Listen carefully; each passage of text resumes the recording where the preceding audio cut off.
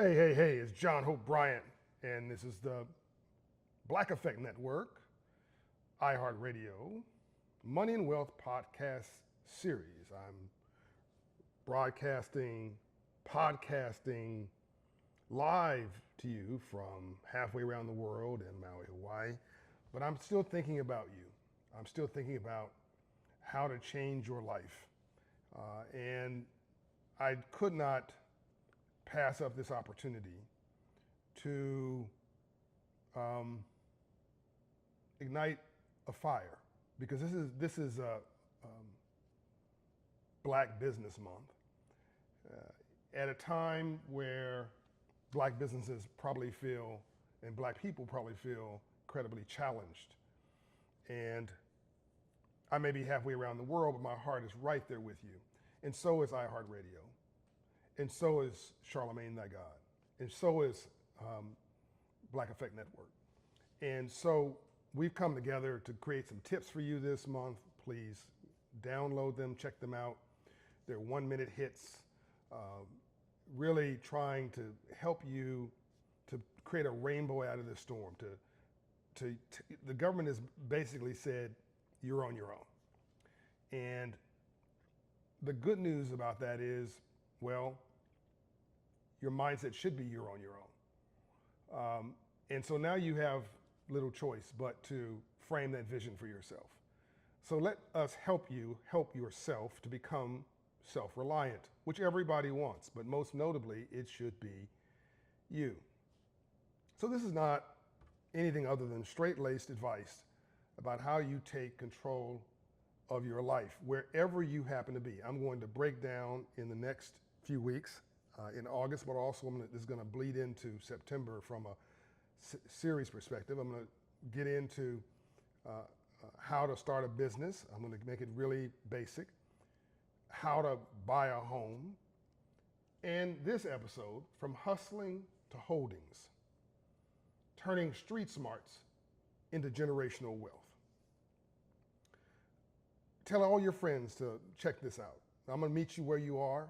To quote my friend Tim Burt, who's a recent guest on my podcast, we're going to put this where the goats can get it. That's an old Southern tale, Southern saying that says basically, wherever you are in life, you'll be able to relate to this and pick it up and use it. Because I used to be there, because I was once you.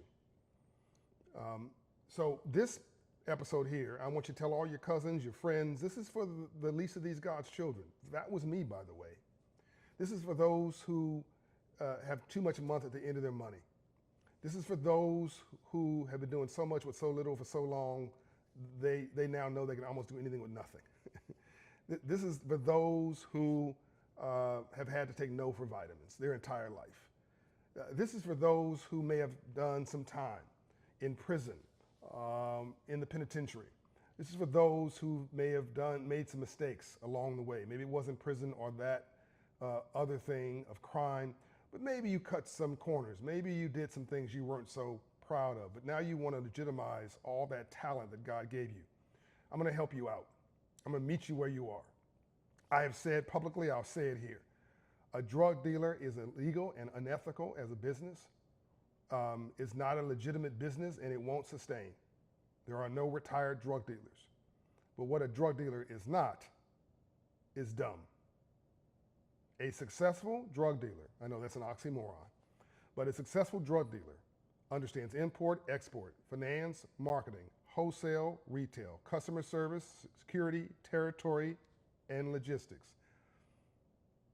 They understand customer service. They understand global markets. These are not dumb people. These are very, very smart people who just were planted in the wrong soil. As I've said, if you hang around 9 broke people, you'll probably be the 10th. So they were born in the wrong zip code. They didn't know the right affluent friends, whatever, did not have the hookup, right? They ended up in this situation, right? There's a lot of people who ended up in a situation who've legitimized themselves and becoming vastly successful, right? A lot of them you know from the rap game, right?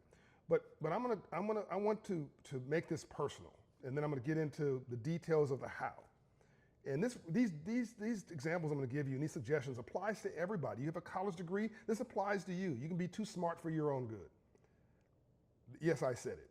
Being smart and being intelligent, having college degrees and all this stuff is beautiful, but it's not enough. I know a lot, as Ambassador Young once told me, he knows a lot of educated fools. So PhDs are good, PhDs are even better. You want to have both, right? And you gotta hustle, you gotta execute, you got to, an idea without a customer next to it, so says my friend Jim Clifton of Gallup, is just a dream. It's just an idea, all right? A dream, an idea with a customer, without a customer next to it, is just an idea. It's a dream, it's a fantasy, right? It's not a business. And the good thing about this category of folks I'm talking about is that they really have figured out the most important part, which is the execution. They figured out how to move on their dreams. They just had the wrong dreams. So make this very personal. I was growing up in Compton, California, and with my mother, and I had decided I wanted to start a business. And I remember it was a Fila and a Lesse sportswear business. And before that, well, in order to get some inventory, I needed some money. And so I borrowed some money from this neighborhood lender, gangster, okay, gangster, and brother. And I was buying this inventory, Fila and Lesse sportswear from Mexico. I'd gone over the border from Southern California. I don't know where I was living, in Compton or South Central at this time. But anyway, I'd gone over the border, Mexico border, bought legitimate Fila and Lesse sportswear because I realized the people who were getting locked up started getting sued, and some of them getting locked up were selling knockoff goods, fraudulent goods. So they're being sued to death and they're being locked up. I wasn't feeling that. I'm not going to jail. Prison, jail, none of it, right? And I don't want to be sued, so I figured out that I did some research, this is before the internet, I did some research and found that there was a legitimate license for Lesse sportswear and Fila, F-I-L-A, if you didn't know that, it was huge brands back in the day. There was Fila Italia, right? Fila Brasilia, Brazil, and Fila Mexico. Well, I was right next to Mexico. So I went over the border and went and found a legitimate Fila Mexico store, bought some of their goods for a fraction of the price, retail, brought them over because the license in Mexico was a different price point, at least back then. Again, there was no internet back then, so you couldn't price check. I was in my teens.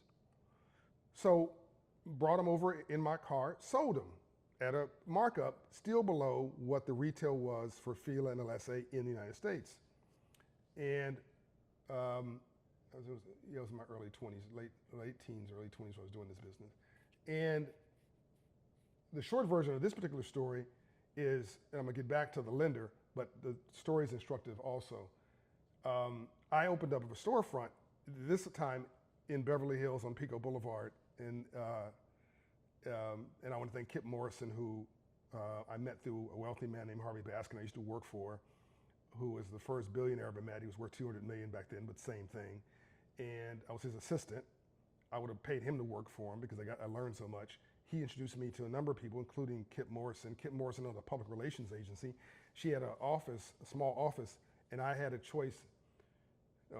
I'm bouncing around the stories, but this is when I ended up being homeless because I had $500 a month, but I couldn't afford an apartment and an office. So I decided to rent the office because that might make me some money. And I would just live in my Jeep. I couldn't have there was a choice, lifestyle and flossing or financing and framing a future. So that's how I ended up homeless, was I lived in my Jeep because I couldn't afford, I only had $500 a month and I couldn't afford to do both. Anyway, Fila ended up showing up to my office, getting off track here, but I think this is important. They showed up in my office to inspect because they heard I was selling these goods. I had a full showroom. And they took some products, bought some products and said, can we leave with this? Yeah, sure, pay for them. And they came back a few weeks later, not a couple of days later. They thought they were gonna bust me for illegal goods. They came back a few weeks later and they hit me with a lawyer letter, then the biggest law firm in the world. And essentially, blah, blah, blah, they sued me for unfair competition. So I went to my newly minted lawyer. They didn't have a lawyer back then. I hired a lawyer. What does this mean? They laughed. The lawyer laughed. They're like, look, John, you're just smart. Like you've outwitted them. Like they didn't know what you were doing. They thought it was illegitimate. So they sued you for unfair competition because they didn't know what else to do. Essentially, they're going to stick 100 attorneys on you, biggest law firm in the world. They're going to just run you dry, run you into the ground. Because they know they're big and they know you're small and you've outwitted them. What do they want you to do is sign over this document saying you'll never do this again, give them the rest of your inventory. And I'm like, I'm not doing that. I've got my honor. No, you don't want to be broke. You won, John. The attorney's like, you won. You outsmarted one of the biggest brands at that time in the world and one of the biggest law firms in the world. Just sign the stupid document and move on. Otherwise, they'll just kill you in court with court fees. And unlike now, I didn't have the resources I have now to fight a good fight. So I signed it, even though I was doing nothing illegal, and moved on and did consider it a huge success, okay? That gave me enormous confidence. I had gone up against one of the biggest brands, biggest law firms in the world and had won effectively. Okay, let me back up in this story because before all of that, I was still back in the hood, South Central in Compton, and this was back when I was selling it out of my car, and the neighborhood financier, Pookie and them, right, brother, I remember him. I tried to pay him back after I'd sold some goods, and he was like, what are you talking about? I'm your partner. Excuse me? No. I just borrowed some money from you. But by the way, what's the interest? He's like, you notice I didn't tell you what the repayment was, right? He's like, you don't pay a guy like me back. I'm your partner for life. And he looked at me, he's like, you're not used to this game. Like, this is not your deal. You're a good guy, I can tell. Pay me my money back, give me whatever he said his interest was, and never come here again. I don't want to see you ever again. If I do, you're going to be in trouble.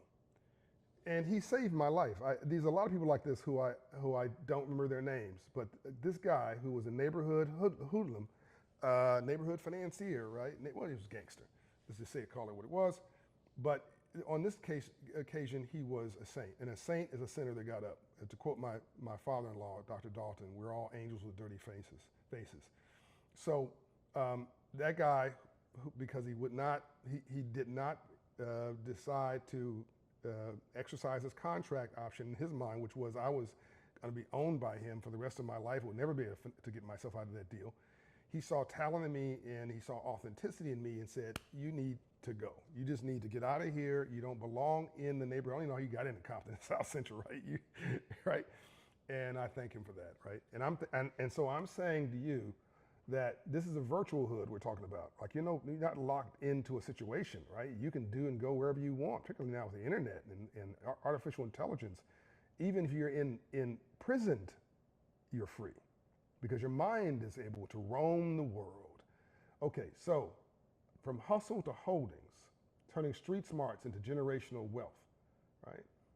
So this is Black Business Month. I want to thank, by the way, iHeartRadio and Black Effect Network for saluting Black businesses this month and for featuring my Money and Wealth podcast. You'll be seeing these 1-minute outtakes.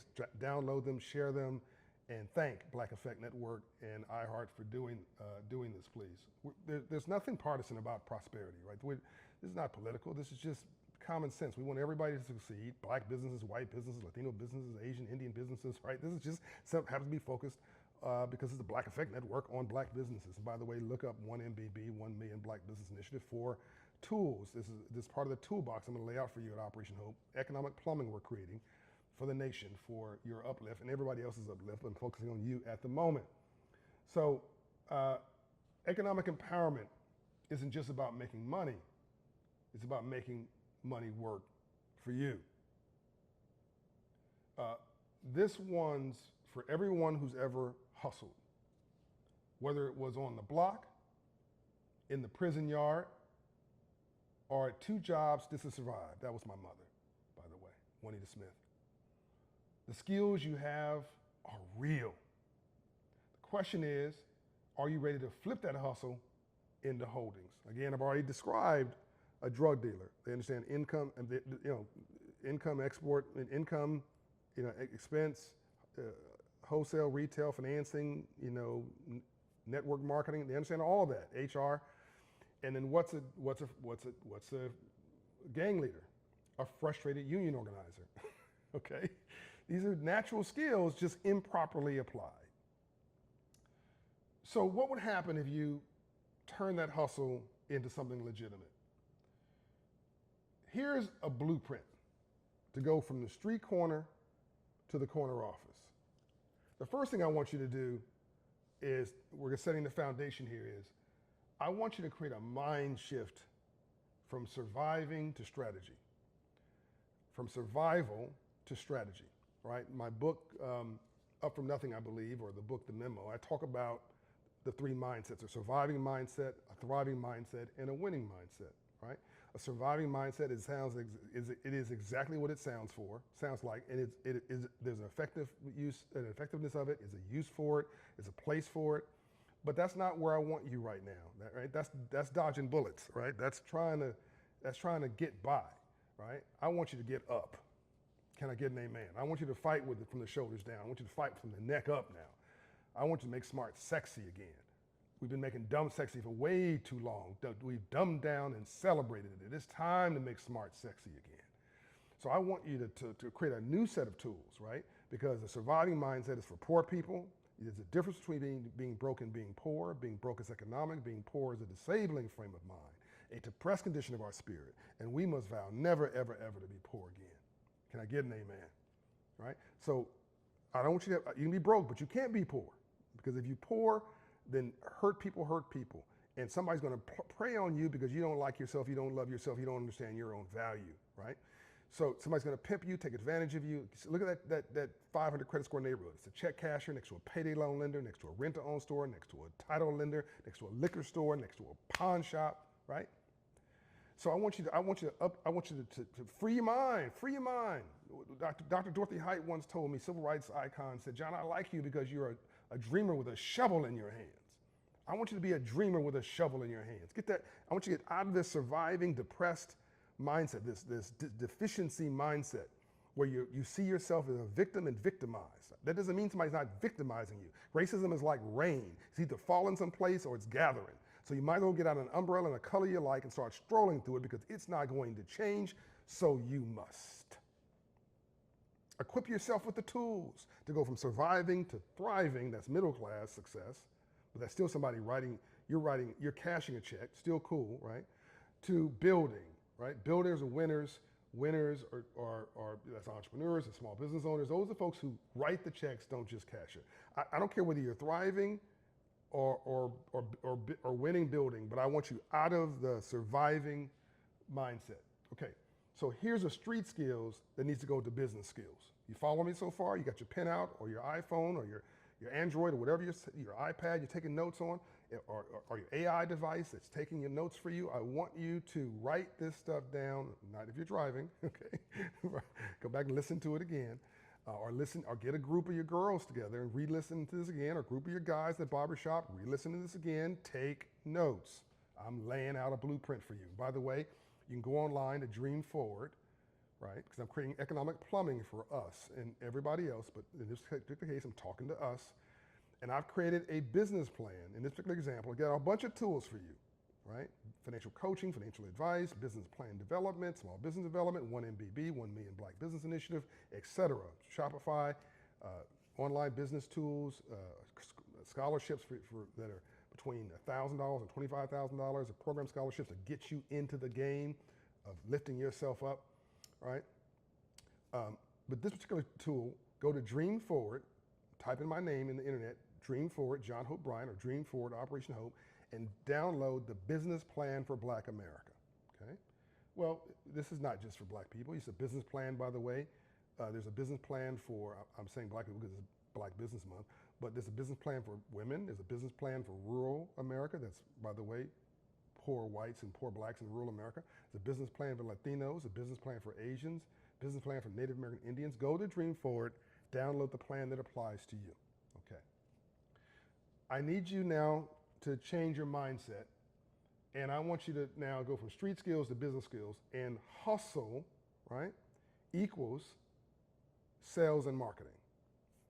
So if you're a hustler or you know anybody who got these skills, I want you them to think now that they're going to translate these hustle skills, right, into sales, and marketing.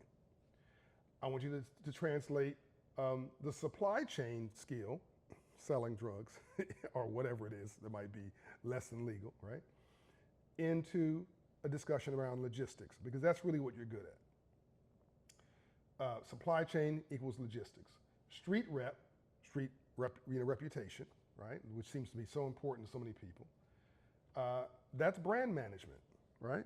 That's marketing and brand management. And I don't want you to be a 3 square block celebrity. I want you to own the city as a brand. I want you to be the best #1 whatever in that brand, #1 plumbing company, #1. Don't hate on plumbing companies. They make a lot of money, by the way, millions of dollars a year. You have a couple locations. The #1 electrician's company, or #1, I don't care what it is, dentist. I want you to be the #1 in your city, right? I want you to own your area, own your city. When people think about barbershop or plumbing or whatever it is, they think about you, right? So brand management. So it's not just doing a great work, but marketing it, developing it, running a good business, great customer service. Okay, so if you got great street cred, you might be able to turn that into a business even as a consultant for brand management. Even running a crew in the hood, a crew in the neighborhood, a crew in prison, okay? A crew in the penitentiary, right? That's people management. That's HR, human resources, okay? These are smart people. So business ideas that I want you to highlight, I'm gonna give you a number of them to focus on, but here's a couple easy ones. These are ones that I did coming up. Mobile car wash and detailing. Don't hate on this business. It does well, right? And it's easy to get into. Start with buckets and soap, right? Scale into a fleet contract with a car company that the cars have to be clean. Think about whose cars have to be clean. Now get this, you might be coming from the hood, you might be coming from the penitentiary. Can you think about starting a mobile car detailing business that has a contract with the local police department? Now, wouldn't that be full circle? A contract with the fire department, a contract with the city. Think about all the cars you see in the city, they're always spotless. They're not fancy maybe, they're spotless though. Those are all city vehicles, county vehicles. They've got a contract with somebody, why can't it be with you, particularly if you're in that local hometown, right? And what a great success story to go from prison to prosperity that they can tell. If that happens to be your story, or wherever it is, poverty to prosperity, toe up from the flow up to the prosperity. Wherever, I was so poor growing up, I couldn't afford the OR, which is P-O, right? But whatever it is your rainbow after storm story, and others who want to participate in it. Think about, again, carry car service or whatever car service is in your town, black car service. Think about people who have Ubers. They probably wash the cars themselves. But if you have you have a fleet of cars, somebody has a fleet of cars, they might give you a contract. Cleaning services, homes and offices, right? This requires discipline, reliability, and that equals steady work. And it also could include contract. You have an annual contract. Remember I told you, make money during the day, you build wealth in your sleep, right? It's compounding. So if you have a contract A to clean an office building, contract B to clean 3 small businesses, contract C to clean 5 schools. These contracts renew quarterly, hopefully annually, and hopefully some of them are multi-year. Those contracts stack, and then you're now building wealth. And we'll get into, on another podcast, when you combine those contracts, how you can sell the company for more than the income that you are making, because now you've built an asset base, which are these stream of cash flows, these contracts, which someone else can benefit from if they acquire your business. And the whole point of this business is, when you build them, is to sell them, to monetize them. But getting ahead of myself here. Don't get emotional about businesses. Start building credit and writing down your business plan, even behind bars. In fact, I say particularly behind bars. You have a lot of time on your hands, get smart. That's how you get even. All right, segment two, the hustle, all right? I want you to turn what you know into legal money. What you once flipped on the block, you can flip online. So I want you to go to 1 Million Black Business Initiative, 1MBB. We've created, supported, nurtured, advanced in partnership with Shopify. This is my philanthropy, Operation Hope. We have a $190 million commitment over 10 years from Shopify to help us to create 1 million black businesses in America. We've nurtured, supported, advanced, started, helped to start over 450,000 black businesses in America. Hello, since 2020, since George Floyd's murder. Rainbows After Storm. This is a program that can be helpful to you, or our small business training program, or our Hope Business in the Box program, or our Hope Inside coaching program, right? But what you once flipped on the block, you can now flip online. Even some prisons, some places of incarceration have programs to allow you to do things like a business online. You should check it out. AI as a new plug, right? So you've got Canva, ChatGPT, which is my favorite because I partnered with my friend Sam Altman we co-chair the AI Ethics Council. Check that out. Shopify, QuickBooks, right? All these use artificial intelligence, and that plus e-commerce is a game changer for you, right? And the internet. You don't need brick and mortar right now. You can do this online from wherever you are. Here's some business ideas for you to think about. Digital reselling, sneakers, streetwear, electronics, same hustle, different marketplace, right? You're not selling it on the streets, you're selling it into the suites. We're talking about eBay, Poshmark, StockX. Research all these companies, right? Don't just research them as a place for you to sell through, research them as a place to invest in. You can buy stock from many of these companies, and if they're doing so well, you want to participate in that. Even if you buy through fractional investing, you buy $25 worth of stock, right? You don't have to buy a whole share or multiple shares.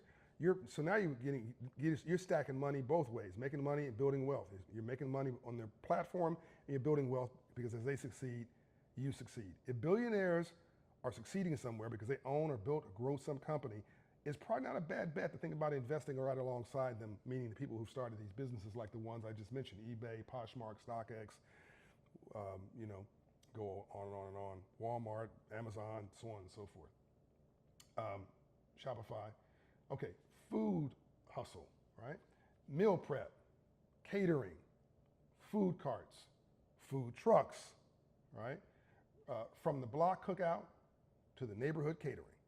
And my friend Tim Burt, who was on my podcast recently, has a food truck, and it's part-time. He uses it whenever there's a contract, an opportunity, whatever, a community event. It's how he gives back to community, by the way. He loves to cook. So he just shows up with, his Tim Burt Enterprises food truck, which sits parked and doesn't cost him anything because he paid for it until you want to use it. So when he uses it, it turns into cash flow or charitable contribution. Isn't that nice? Cash flow through profitability through the business or charitable contribution by giving back. He wins both ways. And it's got Tim Burt, his name on the side of it, whatever his business is. So it's also advertising him while he's driving down the street. Number 5, AI-assisted creative hustles, right? Logos, flyers, social content, right? Use AI to become the designer every small business needs. So these small businesses are so busy running their small business, right? They don't have time to be doing all this detail work. So they need to hire people like, you to create some of the marketing tools that they need, maybe to do the marketing that they need. I used to do this too, by the way.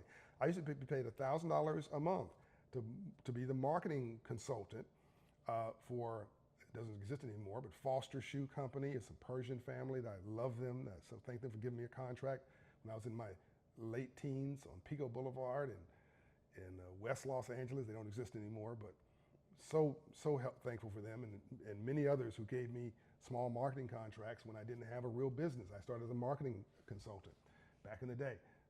Start with what you know, then apply the discipline you already used in the streets, tracking numbers, building loyalty, and reinvesting profits, right? All right, segment 3, the strategy, right? The difference between a hustler and a business owner, please listen now, is paperwork. Hello, drop the mic. The difference between a hustler and a business owner is paperwork.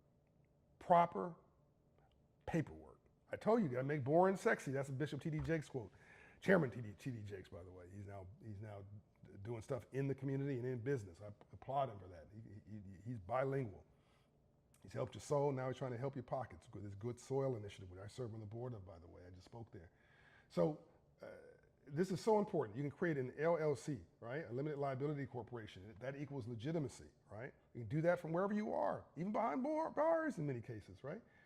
I want you to build credit. That's a new currency, right?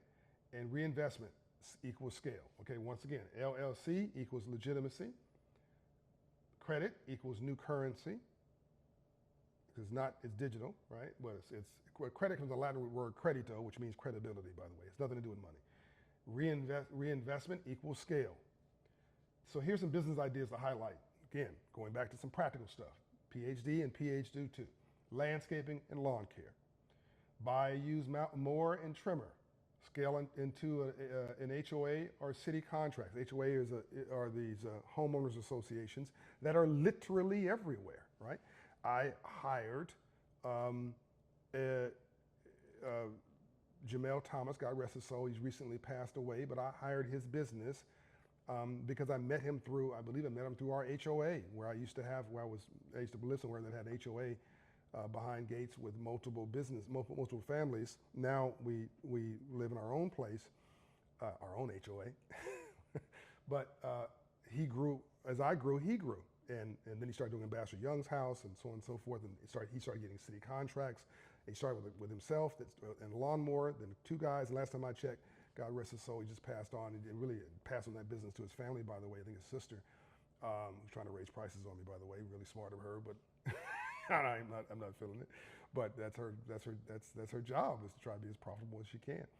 But you're growing that small business, that really solopreneur, right? That sole source entrepreneur. You're doing it yourself to 2 lawnmowers, 6, 8, 10, and then trying to get contracts. Again, this is the lifeblood of a business. It's cash flow, contracts, currency, and then that creates real value when you got 3 HOA, 5 HOA contracts, homeowners association.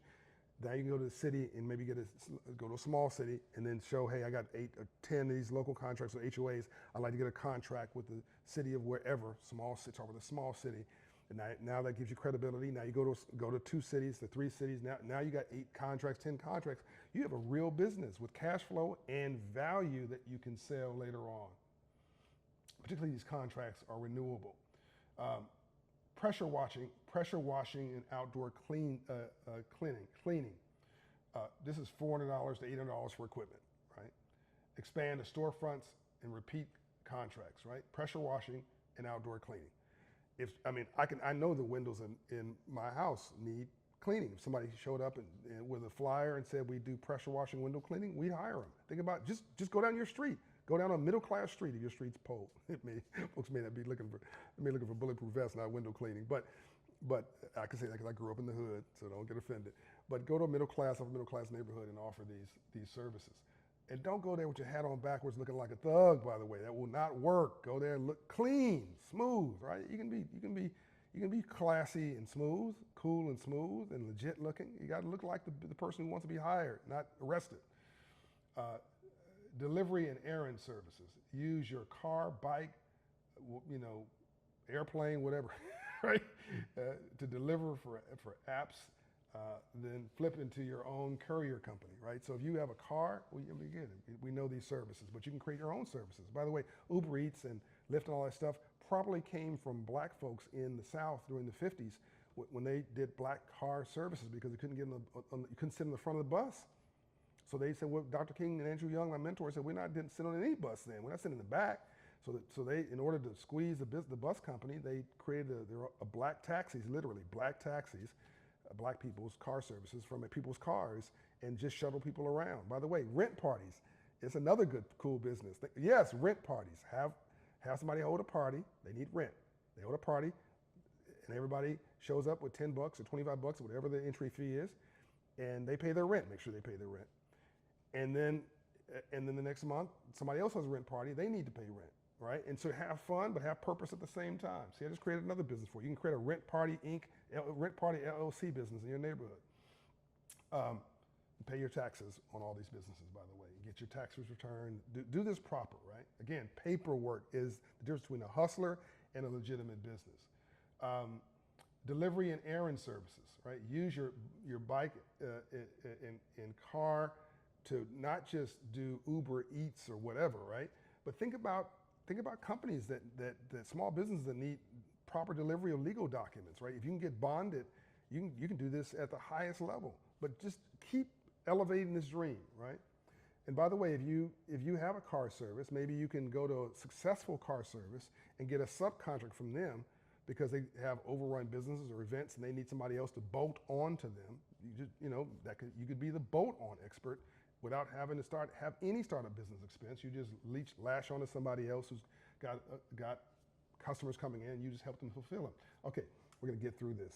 Segment 4, the legacy, right? From cash flow to legacy flow, right? Ownership is the new hustle. It's the new cool. Wills, life insurance, estate planning, right? Teach kids the game so they don't start from zero. Here's some business ideas to highlight, right, for you, right, in your brain. Personal fitness training, street boot camps, right? Lead workouts in parks, record online content and expand from there, right? I just saw a street boot camp in Atlanta. It was like 60 people out there, and they just got permission to use a little green space next to a business in a very cool area, and I was very impressed. Barbering, hair braiding, and grooming. This is a huge business opportunity. I did a podcast just on the black hair care business, so go and listen to that podcast from season 1. This is season 2.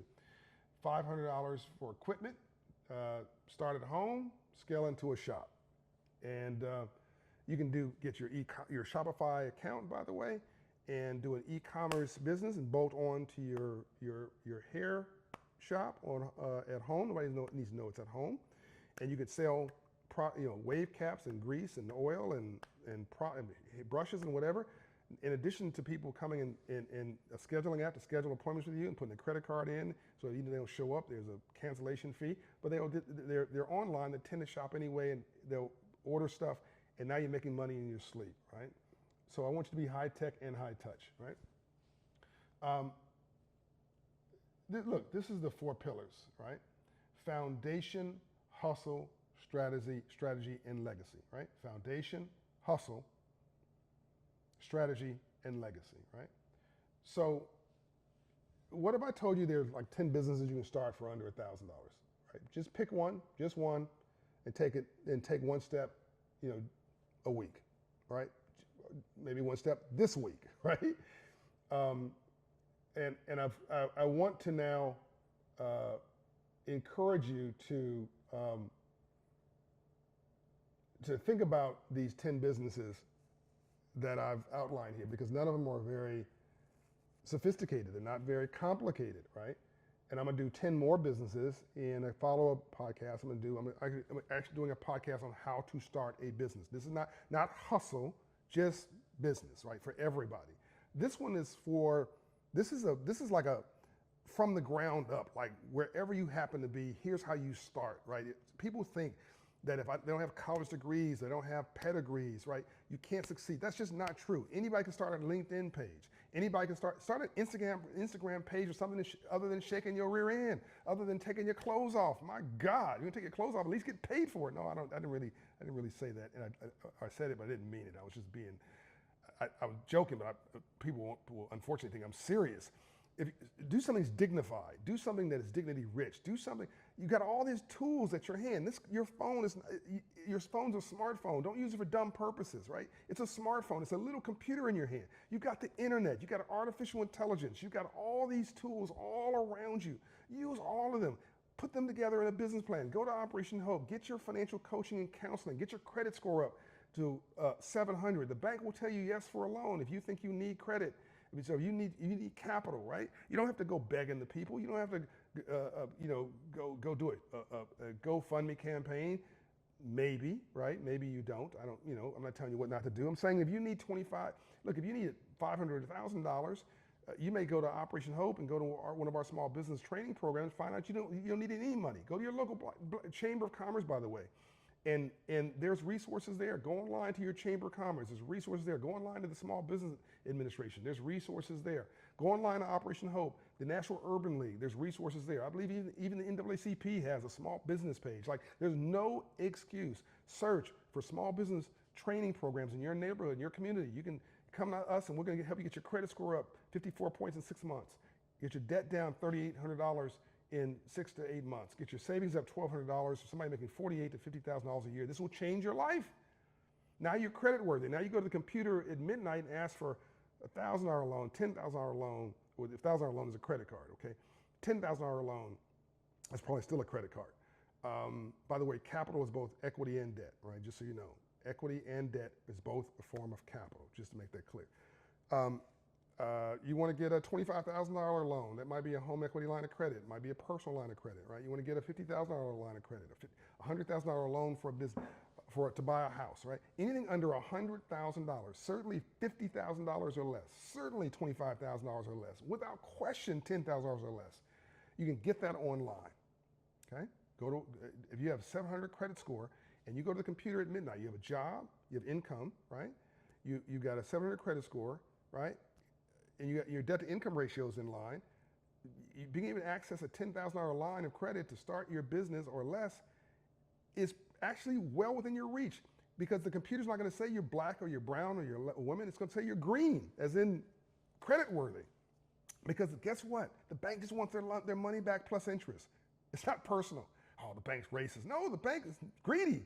The bank wants their money back, right? Just like I want my money back, just like you want your money back. So if you look toe up from the flow up, if you so poor you can't pay attention, if you so broke you can't pay attention, if you so poor you don't have the OR in the end, you just poor, then yeah, they probably don't want to, that's your perception of, that's the perception they have of you, they're probably going to lend to you. But if you clean yourself up in the way in which I'm talking about, you get your paperwork right, again, the difference between a hustler and a business person, a proper business person, is paperwork, all right? Get your credits, get all this stuff right, right?